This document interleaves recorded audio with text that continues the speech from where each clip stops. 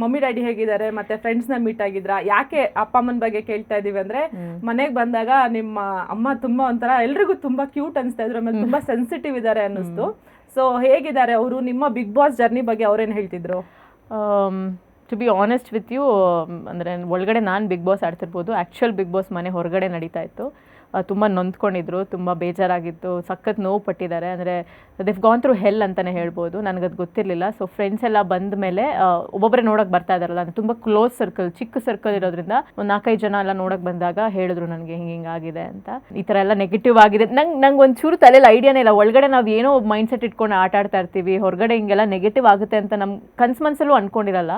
ನಾವು ಮಾಡದೇ ಇರೋ ತಪ್ಪುಗಳನ್ನ ಏನೇನೋ ಮಾತಾಡಿ, ಏನೇನೋ ಲೇಬಲ್ ಮಾಡಿ, ಒಳಗಡೆ ಲೇಬಲ್ ಮಾಡ್ತಾರೆ, ಮಾತಾಡ್ತಾರೆ ಅಂತ ಗೊತ್ತಿತ್ತು. ಹೊರಗಡೆ ಈ ಥರ ಎಲ್ಲ ನಡೆದಿದೆ ಅಂತ ಗೊತ್ತಿಲ್ಲ.